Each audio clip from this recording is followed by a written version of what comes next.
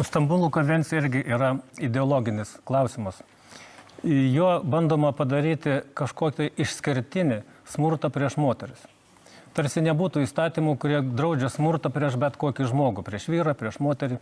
Tai gal padarykim dar įstatymą ir konvenciją prieš senelius, prieš invalidus, prieš dar kažkokią socialinę grupę. Ir kiekviena turi savo atskirą konvenciją. Bet kodėl tai daroma, aš jums atsakysiu labai paprastai. Nes visa genderizmo propaganda remiasi žmogaus teisėmis. Bet pamatinės žmogaus teisės Europoje yra nustatomos pagal Visuotinę žmogaus teisų konvenciją, pagal Europos žmogaus teisų konvenciją ir pagal Europos teisų šitą deklaraciją.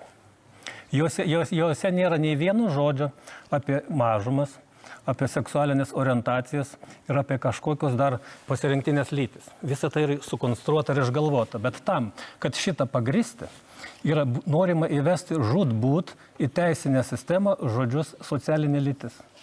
Ir juos įvedus, automatiškai viskas stotų į savo vietas, jeigu šita konvencija būtų patvirtinta, ratifikuota.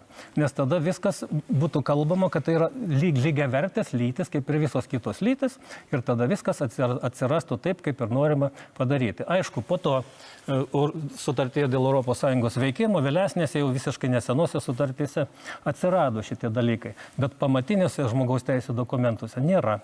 Ir todėl bandoma šitą įteisinti ir žūtbūt padaryti tai teisėtų ir visuotinai priimtinų dalykų, kas tai nėra.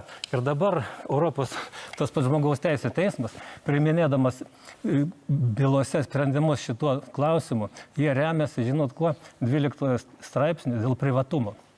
Šiaip, kad pažeista teisė į privatumą šitų naujų lyčių. Nes privatumo teisė tai yra, kad žmogus turi teisę, kad kažkas nematytų, ką jis daro, nes tai yra privatu. Ir šitą teisę remiama visa lyčių revoliucija. Ačiū.